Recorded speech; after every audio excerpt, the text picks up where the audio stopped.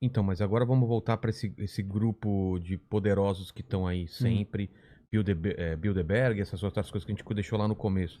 Esses caras, eles estão afim do quê? Além de imortalidade, de poder, de dinheiro, o que que eles estão fazendo desde o começo dos tempos aí? Eles estão associados ao quê? Que poder Cara, eles representam? quem que você serve?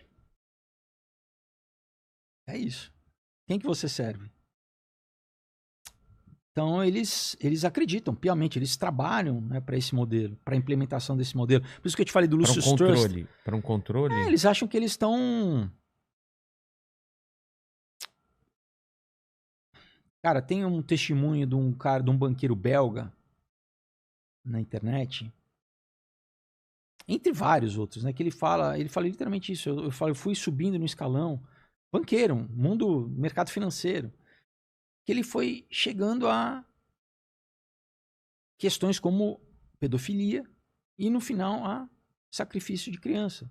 E isso não é, isso tem anéis, rings, né? Tem células ao redor do mundo. Agora há pouco tempo atrás estouraram na Alemanha de quê? De pornografia infantil, Caramba. cara, é muito pesado, é muito sério isso.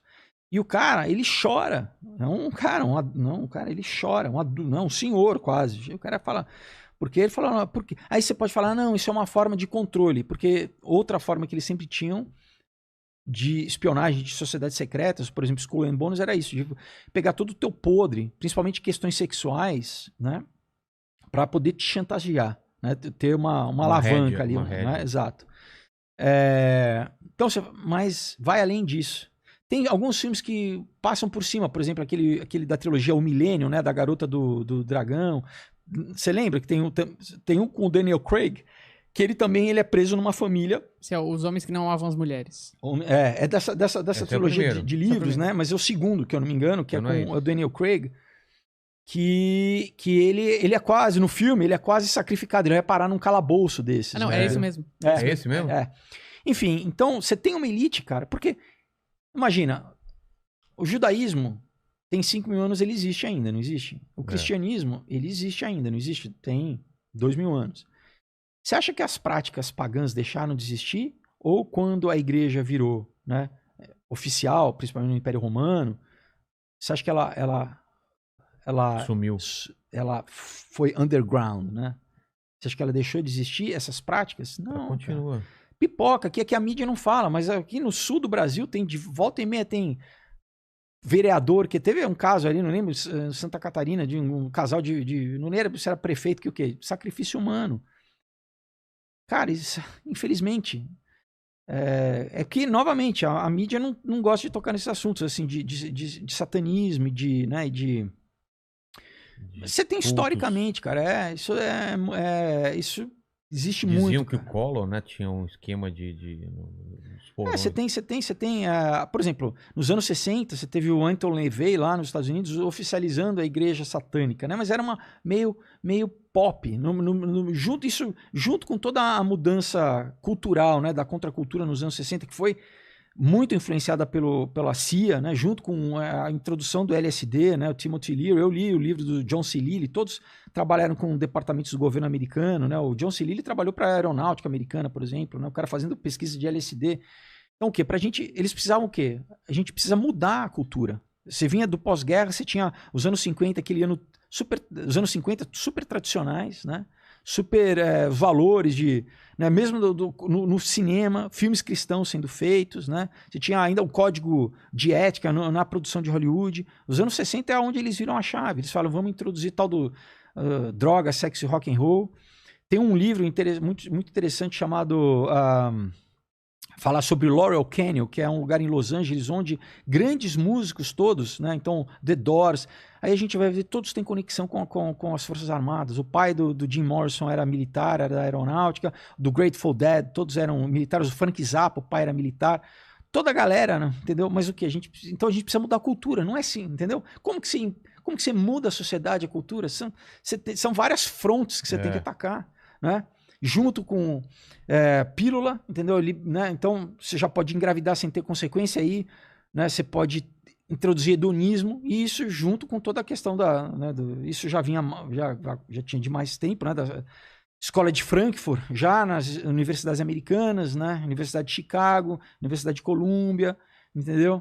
Aqui no Brasil, né? Você vê né, o Raul Seixas, Viva a Sociedade Alternativa, com Paulo Coelho, eles eram satanistas. Faz o que tu queres, porque tudo é da lei. Isso é um lema satânico do Aleister Crowley. Ah, é? É. O Aleister Crowley, que se chamava A Besta, né? Que tá no capa do Sgt. Peppers, do Beatles, que o Jimmy Page comprou o castelo dele, entendeu? Então, cara, obviamente é muita coisa, mas assim, tudo isso é ligado. E voltando, né, essa grande elite aí. Bilderberg, explica pra gente o que é exatamente, pessoal. Você Então, até mostrou o hotel onde... a gente tem que voltar um pouquinho antes, né? Você tem o primeiro grande banco, isso quem fala não sou eu, né? Tem o Carol Quigley, que foi um professor lá da Universidade de Georgetown, que é a universidade jesuíta em Washington, né? Foi professor do Bill Clinton. Ele tem um livro chamado Tragédia e Esperança. Tem 1.300 tantas páginas. Ele muito... Cara, assim, é um trabalho você ler, né? Porque é difícil, mas assim... Ele exatamente mostra como essa história recente nossa... Primeiro que a gente não é a história que a gente recebeu, e como essa história é a implementação de um governo global, tá? Então ele pega desde o pré-guerra, Primeira Guerra Mundial, o meio das duas guerras e o pós-guerra, tá? Então, ele, por exemplo, fala que o primeiro banco, sem citar, ele fala de reuniões secretas e tal, mas o primeiro banco é o banco BIS em inglês, Bank of International Settlement, tá? Banco de acordos internacionais. Porque é o seguinte, a gente precisa criar uma nova economia. Então, a gente precisa criar, né, bancos centrais para a gente controlar a economia global. A gente precisa criar sistemas de governo globais. FMI, Banco Mundial. Como que a gente controla a economia global? De cada país, né? A gente precisa unificar. Regras gerais, né? Aí você tem, depois da Segunda Guerra também, você tem Bretton Woods, tá? Uma conferência que vamos dizer, implementa essas políticas financeiras que eles já tinham, vamos dizer, combinado, tá? Então, Bretton Woods, você tem vários países, tá? Essa reunião, então, basicamente, depois da Segunda Guerra Mundial, arrebentou tudo, vamos implementar um novo modelo. Agora, como eles estão falando agora, o Build Back Better. Então a gente criou, né, o caos, criamos todo o problema, vamos... Aí você tem o Keynes, o John Maynard Keynes, que era ligado à Sociedade Fabiana, tá? Bom a gente lembrar que os fundadores da Sociedade Fabiana eram ligados ao Golden Dawn, uma sociedade secreta, tá? Eles eram ocultistas, tá? E a Escola de Economia de Londres, a London School of Economics, foi fundada pelos socialistas fabianos. Era um casal. Eles deram dinheiro para fundar. Então, tem gente que, não, eu estudei na London School of Economics, nem sabe, então tá legal. Você vai na sede lá em Londres, dentro tem um brasão da Sociedade Fabiana, um vitral, que é o quê? Um lobo em pele de cordeiro, literalmente. Literalmente. Um lobo em pele de cordeiro. E daí o que é o keynesianismo? Então você tem basicamente dois modelos, né? Eu não sou economista, mas assim, você tem o modelo austríaco, né? Do Mises e tal, que é o que a gente... que vamos dizer, está mais alinhado com a livre iniciativa, com o liberalismo clássico, né, com o empreendedorismo, e tem basicamente é quase um socialismo, tá? Com essa coisa do welfare state, do keynesianismo, tá? Que, né, por exemplo, o Fernando Henrique, toda essa linha keynesiana, do quê? De deixar a população... não é comunismo, não, mas a gente vai caminhando para lá, a gente cria uma dependência da população, né? Então... Em relação ao Estado? Né? Enfim, então, assim, o Bilderberg, ele vem logo depois disso, né? Na década de 50. Que são essas coisas. Daí você tinha o Klaus Schwab, era um do cara que participava, você tinha, se eu não me engano, um príncipe holandês, eu acho que era o príncipe Andrews. Você tinha... eu acho que o David Rockefeller já fazia parte. E é exatamente o quê? Para eles estabelecerem não só no mercado financeiro, mas aí também o que a gente vai começar a implementar nas corporações, no mundo corporativo, né? O que agora ficou mais claro ainda com o Fórum Econômico Mundial. O Fórum Econômico Mundial vamos dizer, é a externalização do que o Bilderberg... Porque o Bilderberg, por exemplo, não tem nem imprensa. A imprensa não pode cobrir, tá? A reunião, não. Você não tem agente de imprensa cobrindo o Bilderberg. Não é aberto para... Né? Então, o Davos, lá, o Fórum Econômico Mundial, não, é aberto. Você tem, né? Você tem... As pessoas... É que ninguém vê, né? Ninguém tá aí, né? Porque os caras estão... controlam a Organização Mundial de Saúde, estão determinando política pública no mundo inteiro, né? Daí você fala, peraí, mas é o cara que eu elegi, é o meu representante, por isso que eu falo que eles estão nos conduzindo para o que é o tal do modelo tecnocrático, né? Que não é democracia, onde você tem um representante eleito pelo povo, né? Mas enfim, também antes do Bilderberg, você tem o CFR, que é o Conselho de Relações Internacionais, que vem da mesa redonda que foi criada pelo Cecil Rhodes, tá? Cecil Rhodes era um cara, um lord, né? Ainda a gente pega, né? O Império Britânico ainda estava, vamos dizer, os últimos anos do Império Britânico, e ele era maçom também. Então, aí você chega, né? Ele criou primeiro um grupo chamado Round Table, né? Essa mesa redonda, né?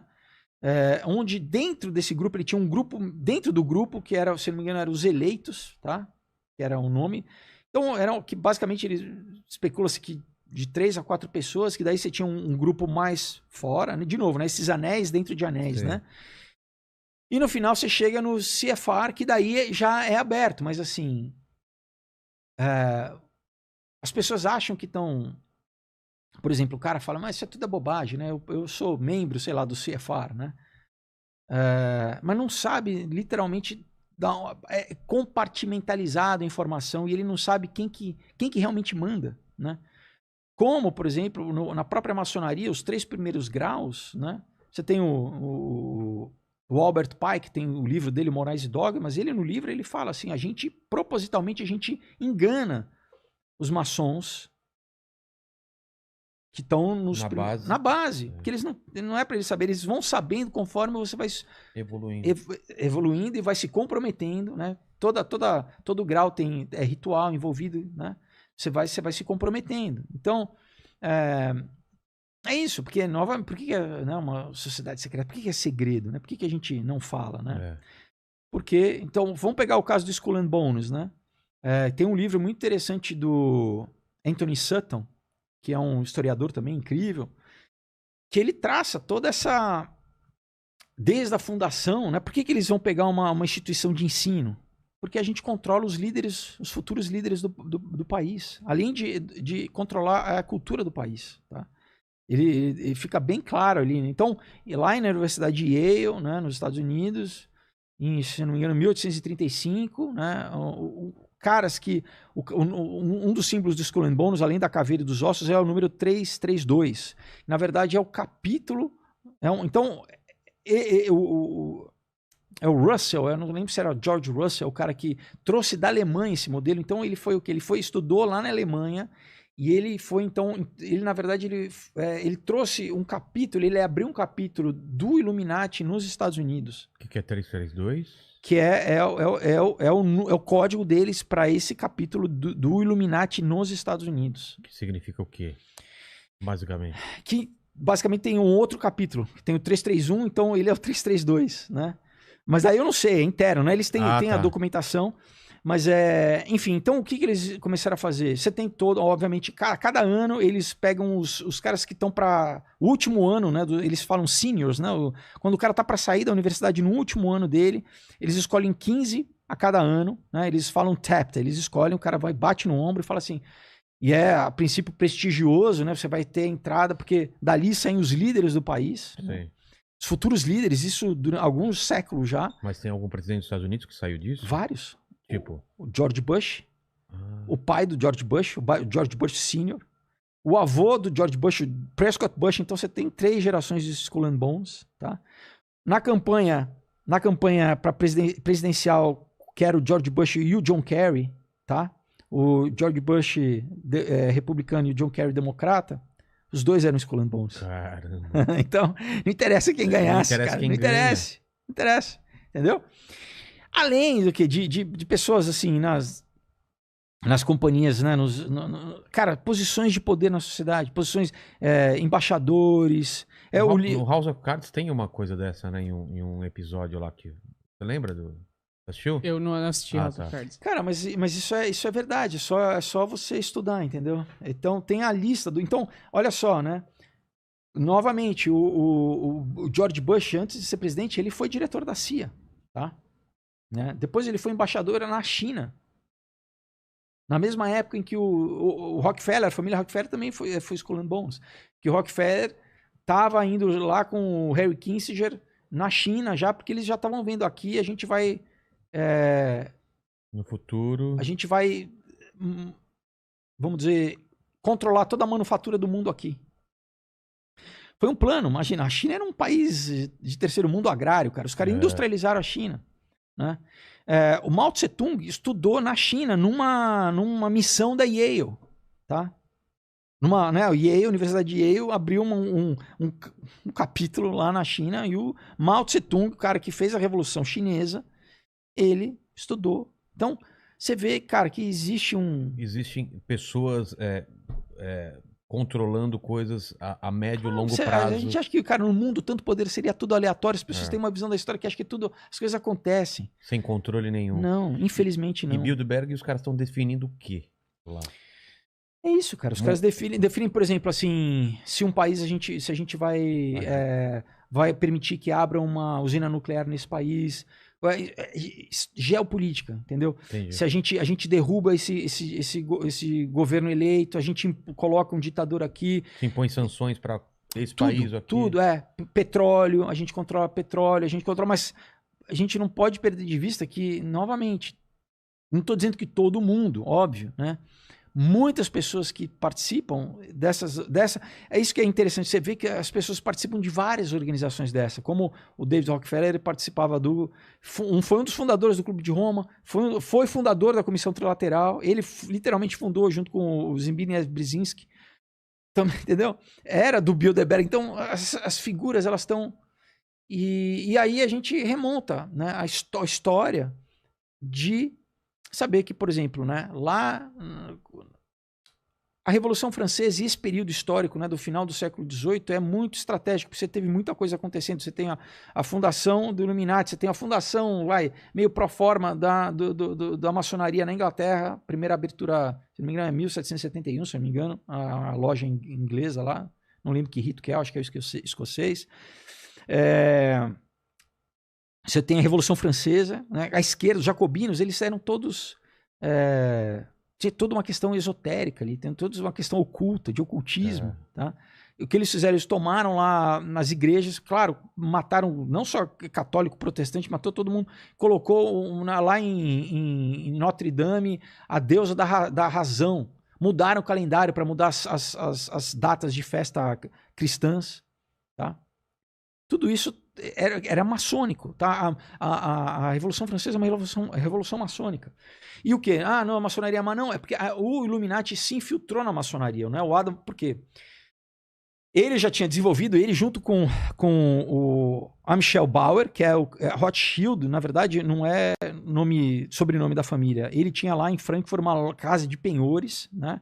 O patriarca o Amschel Bauer, na verdade o sobrenome é Bauer, ele adotou o nome Rothschild, que em alemão quer dizer escudo vermelho, que era um brasão que ele tinha na porta da loja dele, tá? Ele fez o que? Mandou 5 filhos dele para capitais europeias para controlar a economia desses países, tá? Então, se eu não me engano, era Milão, um ficou lá na Alemanha, Milão, Inglaterra, Paris, e Amsterdã, se eu não me engano. Lá, literalmente para controlar o dinheiro, a economia de cada país. Então, vamos dar um exemplo aqui. Guerra Napoleônica, né? Eles tinham um sistema de courrier, controlavam. Courrier era o quê? Não tinha e-mail na época, era cara a cavalo. eles ficaram sabendo que a Inglaterra tinha ganho a Batalha de Waterloo antes. Eles ficaram sabendo que Napoleão tinha perdido a guerra. O que eles fizeram? Na Bolsa Inglesa, eles venderam todos os títulos que eles tinham. Porque ninguém tinha essa informação. Ninguém tinha essa informação. Todo mundo começou a vender, despencou. Eles compraram tudo. Basicamente, compraram a Inglaterra. O que a nobreza inglesa fez? Deu título de nobreza para eles, porque basicamente eles eram dono. E até hoje são Lord Rothschild, né? Caramba. Entendeu? Então, por que quiseram, por exemplo, acabar com a dinastia Romanov lá na Rússia? Por quê? Porque tentaram introduzir Pedro Grande e falou, não, aqui a gente tem o controle da moeda, a gente, né? Eles queriam um banco central. O Fed americano, o Banco Central americano não é nacional, é privado. Toda a nota de dólar, eles ganham, eles cobram. Caramba. Entendeu? Então, cara, mas claro que é só isso? Não, tem a parte, vamos dizer, espiritual. Tudo sempre tem uma parte espiritual. Então, quem que era o outro cara junto com essa fundação do Illuminati era um cara chamado Jacob Frank, que é um fundador do franquismo, que se dizia a reencarnação de um cara que tinha vivido 100 anos antes, no século XVII, chamado Sabbatai Zev, que em 1666 se autoproclamou o Messias. Metade da população judaica, naquela época, seguiu o cara. E o cara dizia o quê? Que ele ia antecipar o juízo através do pecado. Então, em vez da gente, né, o Shabá, quando chega no Shabá, a gente faz orgia. E aí todo mundo quis, porque, né, pra que eu vou ter uma vida casta e, né? Não, se eu vou agradar a Deus pecando... Porra, por que não? Então ele, né, um monte de gente seguiu ele, basicamente metade da população judia da época, só que naquela época era o Império Otomano, né, né, ele vivia na Turquia. Ele chegou aí até Israel, né, mas os líderes lá de Israel não aceitaram o cara, né, como tinha se proclamado o Messias. Mas o que aconteceu? O sultão, na época, disse que ou ele se convertia ao islamismo ou ele morria. Né? E aí ele se converteu ao islamismo, que essa é uma prática, né? Novamente é o tal do criptoju, como durante a Inquisição vários se converteram ao catolicismo, né? Continuavam as práticas. O próprio Marx, né? Ele vem de uma família que também tinha se convertido ao cristianismo, mas na verdade não. E ele, só que daí quando ele se converteu ao islamismo, muitos seguidores dele falavam, peraí, que Messias é esse, né? O cara se converteu ao islamismo, né? Ao invés de pelo menos morrer com honra, né? Falando, não... E aí abandonaram ele, mas ele continuou, né, com essa prática e tal. E o Jacob Frank, 100 anos depois, ele se diz exatamente a reencarnação do Sabbatai Zev. E ele também, lá em Frankfurt, na Alemanha, né? Então, a Frankfurt, eu tive a oportunidade de ir lá, inclusive fui no museu lá do Goethe, que eu falei aqui para vocês, que era também da maçom, né, Rosa Cruz. Cara, toda essa galera era envolvida com algum tipo de... Toda. De religião ou culto, alguma coisa. Esoterismo. Enfim, então é isso, né? Os caras, mas basicamente, de novo, né? Voltando ao Adam Weishaupt, o que ele fez? Eles foram banidos, o Illuminati foi banido na Alemanha. Por quê? Porque o sistema de Courrier tinha um cara ele fez um manifesto, o cara estava a cavalo indo para a França, foi atingido por um raio. Olha isso. O quê? O cara morreu. E os papéis estavam lá. E aí, na época, não tinha a Alemanha, como é hoje, né? Mas tinha, assim, os impérios, né? Você tinha a Bavária ali, que era o sul da Alemanha. Acharam os documentos e viram que o cara estava fazendo uma conspiração. O que é conspiração? É conspirar, né? A gente está combinando aqui em segredo. Isso é conspiração, né? Tem um discurso conhecido do Kennedy, né? Um pouco antes de falecer.